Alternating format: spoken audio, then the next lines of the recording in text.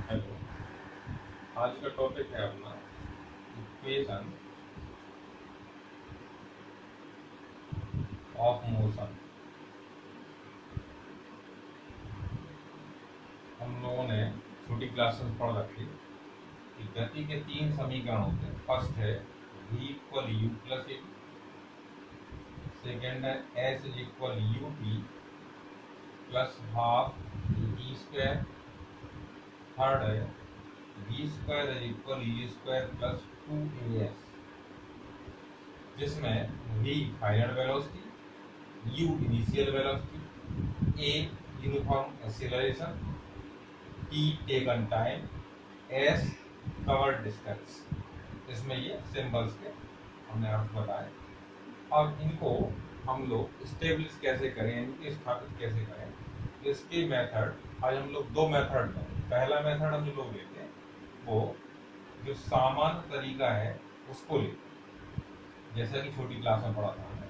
इसके लिए मान लिया एक m मास का कोई मास बॉडी है जो u इनिशियल वेलोसिटी से मूव करती हुई चली जा रही और आफ्टर टाइम t यानी t टाइम तक इस पर एक्सीलरेशन a अप्लाई किया जाता है, त्वरण a अप्लाई किया जाता है, जिसके कारण से इसकी वेलोसिटी v हो जाती और इस दौरान चली हुई दूरी s। फिर से सुने, m मास की एक बॉडी है, इसकी प्रारंभिक चाल ये वेग जो है वो u है, उस पर एक समान त्वरण a t समय तक कार्य करता है, जिसके कारण से उसका अंतिम वेग भी प्राप्त हो जाता है। इस दौरान चली गई दूरी s है।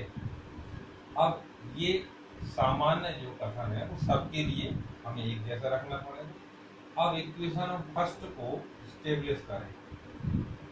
इक्वेशन फर्स्ट के लिए हम जानते हैं कि एक्सीलरेशन यानी त्वरण जो होगा वो वेग परिवर्तन की दर यानी एकांक समय में हुआ वेग परिवर्तन त्वरण कहलाता। तो यहाँ देखें कि वेग में हुआ जो परिवर्तन है तो अंतिम वेग भी है। इसमें से अगर हम प्रारंभिक वेग u को घटा दें तो ये हो गया वेग परिवर्तन और इस दौरान लिया गया समय जो है वो t है। इस तरीके से हमने लिखा, केवल परिभाषा के अनुसार त्वरण a बराबर होता वेग परिवर्तन की दर।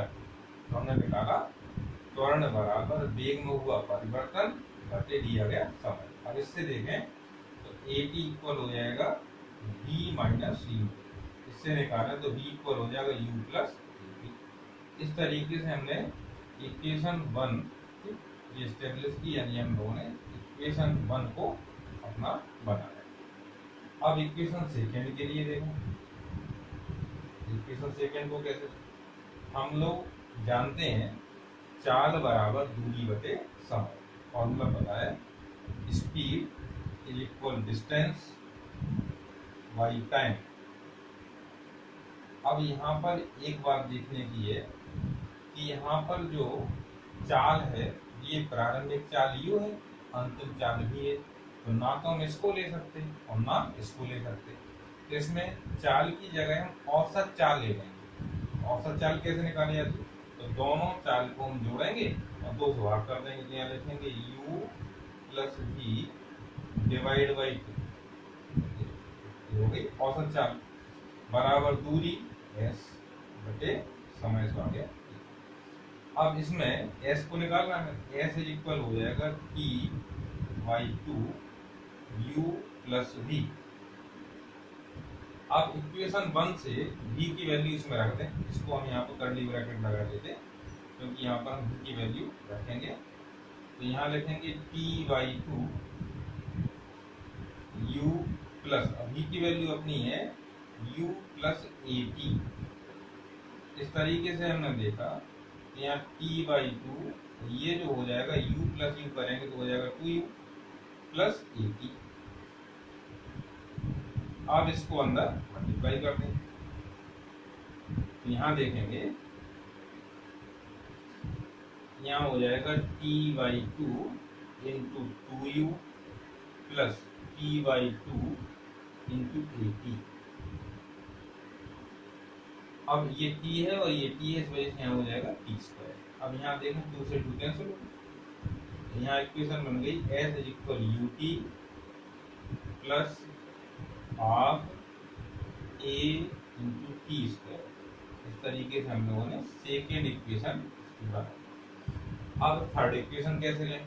थर्ड इक्वेशन के लिए हम लोग फर्स्ट को ही लेते थे, इक्वेशन फर्स्ट से बनाएंगे थर्ड को। इक्वेशन फर्स्ट को लें, यहाँ से हम इक्वेशन थर्ड के लिए,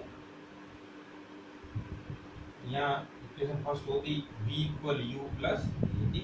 अब यहाँ पर बोथ साइड स्क्वायर कर दें, दोनों पक्षों का वर्ग करने पर, तो यहाँ हो जाएगा v square is equal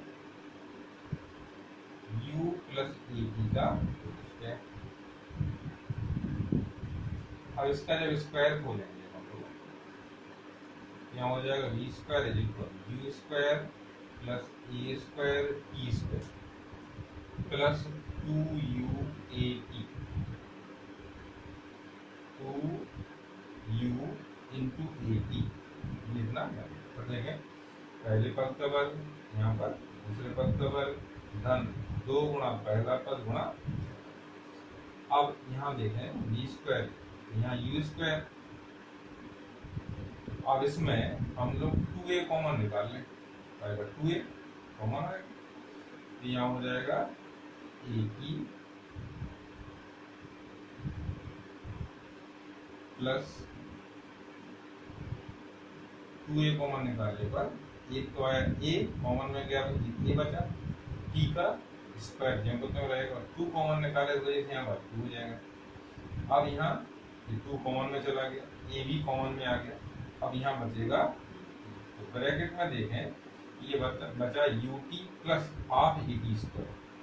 bracket के अंदर जो आया वो बचा ut plus half A T square. इसको देखें इक्वेशन नंबर सेकेंड से, यहाँ तो ये वैल्यू किसकी है? ut plus half A T square value है s की, इस वजह से इसमें हम लिख देंगे अब s, इसकी ब्रैकेट की जगह लिख देंगे s। तो इक्वेशन बनेगी v square equal u square plus 2as। इस प्रकार से हमने देखा ये गति के द्वितीय समीकरण हम लोगों ने एस्टेब्लिश की। इस तरीके से गति के 3 समीकरणों को सामान्य तरीके से, जैसे हम लोगों ने छोटी क्लास में पढ़ा, इस तरीके से हम बनाते। अब अगला इसका मेथड है ग्राफिकल मेथड, इसको हम अभी देखेंगे। मेथड इसका जो है, तीनों इक्वेशन फिर बनानी है, v equal u plus A T ये बनानी, फिर s is equal u t plus half A T square इसको स्थापित करना, और v square is equal u square plus 2as इसको स्थापित करना। लेकिन इस बार मेथड जो ले रहे हैं हम ग्राफ मेथड से करेंगे। तो ग्राफ मेथड में पहले हम ग्राफ खींचेंगे, तो ये हमने ग्राफ ले लिया x x डैश, ये y y डैश के बीच में। प्रारंभ में कोई एक m द्रव्यमान की वस्तु का प्रारंभिक जो इनिशियल वेलोसिटी है वो u है, यहाँ से गति प्रारंभ करती है पॉइंट a से, पॉइंट a, और इसमें यहाँ पर हम जो ले रहे हैं वो वेलोसिटी यानी स्पीड या वेलोसिटी यहाँ ले रहे हैं, और यहाँ पर टाइम ले रहे हैं। तो यहाँ पर जो वेलोसिटी है वो u है, a पॉइंट पर वेलोसिटी u है। उसके बाद t टाइम तक उसमें एक्सीलरेशन एक समान त्वरण a काम करता है, स्मॉल a पर काम करता है, और जिसके कारण से वो यहाँ पर b पर पहुँच जाती है। अब b बिंदु पर पहुँच करके उसकी जो फाइनल वेलोसिटी है वो गई d। इस तरीके से देखा हमने, एक m द्रव्यमान की वस्तु u चाल से चलना प्रारंभ करती है, उस पर t समय तक, ये वाला टाइम आएगा यहाँ से यहाँ तक, t समय तक एक समान त्वरण a काम करता है, जिसके कारण से वो b पर पहुंचती है, b पर अंतिम वेग उसका। हम इसमें निकालना चाहते हैं पहली वाली समीकरण को, v इक्वल यू प्लस ये हमें निकालना। इसके लिए यहाँ पे हम थोड़ा सा कंस्ट्रक्शन यानी रचना कर लें। तो ये ए बी है, इसको मान लें सी, इसको डी, तो ये है पॉइंट 4। अब यहाँ पर पहली समीकरण बनाने के लिए हम लोग इसमें त्वरण निकालें, ए से बी तक के लिए त्वरण। तो त्वरण जो होगा ए, ये इस इक्वेशन के साथ में अगर इसको हम थीटा मान लें तो हम ये भी कह सकते हैं कि यहाँ पर हमें टेन थीटा की वैल्यू निकालें, ए इक्वल टेन थीटा, इसका स्लोप जो होता वही त्वरण हो। तो यहाँ पर ए इक्वल टेन थीटा निकालें। अब टेन थीटा की वैल्यू निकालने के लिए ध्यान देना कि पॉइंट ए से बी तक में जो चेंज आ रही वेलोसिटी में, तो कितना आ रहा है, तो v माइनस, यानी ये वाला हिस्सा जो है वो हो गया v माइनस यू, और ये बेस यानी जो हाइट है वो कितनी होगी v माइनस यू, और जो बेस है वो हो जाएगा t माइनस जीरो, से यहाँ पे आ जाएगा t, इस तरीके से यहाँ पे आएगा। अब यहाँ टेन थीटा इक्वल ही ए है, यहाँ लिख देंगे a equal v minus u upon t, तो v इक्वल आ जाएगा, इसको यहाँ ले आए dt और प्लस, या इसको लिख सकते हैं ऐसे v इक्वल u प्लस, इस तरीके से देखा। थोड़ा सा परिवर्तन है, केवल इसमें ग्राफ बनाते हैं, साथ में क्या करना है, जो हमने अभी ये लाइन आई है एक समान त्वरण से कार्य कर रहा है, एक समान त्वरण की वजह से इसमें जो लाइन आएगी वो सीधी रहेगी, अगर परिवर्तित त्वरण होता तो ये वक्राकार हो जाएगा, लेकिन यहाँ से ये समान त्वरण काम कर रहा है ए से बी तक के लिए। इसको निकालने के लिए इस ट्रायंगल को लेंगे हम ए सी बी को, और इसमें टेन थीटा यानी इसका स्लोप निकालेंगे, स्लोप निकालने से हमें ए आ जाएगा, और ए की वैल्यू को फिर हम यहाँ पे इसको कैलकुलेट कर देंगे, कैसे, इसको टी को यहाँ मल्टीप्लाई कर दिए तो डी पर हो जाएगा डी प्लस, इस तरीके से फर्स्ट हमने। सेकेंड के लिए जब हम स्पीड और टाइम कर्व होता तो उसमें अगर हमें डिस्टेंस निकालनी तो क्या करते, इनिशियल पॉइंट जो है यहाँ से गति प्रारंभ होती वहाँ से एक लंब डाल देते, और जो फाइनल पॉइंट है वहाँ से एक लंब डाल देते, किस पर, टाइम वाली एक्सिस पर, और इनके बीच में जो एरिया आ रहा है इसको कैलकुलेट किया जाता है, तो वहाँ आ जाएगी। अब इस एरिया को कैलकुलेट करने के लिए हमने पहले से इसको आसान बनाने के दो हिस्सों मान रखा है, ऊपर एक ट्रायंगल है और नीचे एक रेक्टेंगल है, तो इसमें हम एरिया निकालेंगे, तो एस डिस्टेंस आएगी एस इक्वल आएगा, तो पहले ऊपर का ट्रायंगल के लिए एरिया निकालेंगे, तो ट्रायंगल का एरिया होगा हाफ बाई 5 इंटू एक बटा दो, आधा होना चाहिए, तो 5 कितनी है, यहाँ है b माइनस,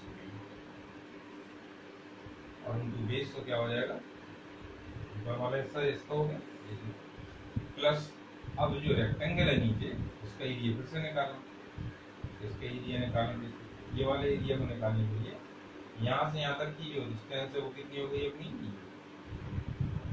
तो यहाँ से यहाँ तक की कितनी है, यहाँ हो जाएगा प्लस।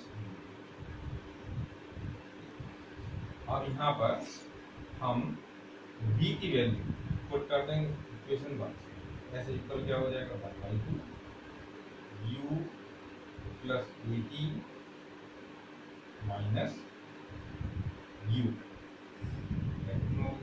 इंटू टी प्लस आएगा है। अब देखें यहाँ ये u और ये देखने को जाएगा। अब यहाँ क्या बचा, ऐसे इस वाले स्टेप को हम पहले u t plus half A T ये है, और टी हम आर से मल्टीप्लाई किया हो जाएगा, इस तरीके से हमने सेकेंड इक्वेशन इसके द्वारा बना दी ग्राफ मेथड से। अब इक्वेशन थर्ड बनाने के लिए वही तरीका रहेगा, हम पहले जैसे अपना है इक्वेशन फर्स्ट को स्क्वायर करेंगे वो साइड पर, यहाँ हो जाएगा v square equal u square a square t square plus 2u,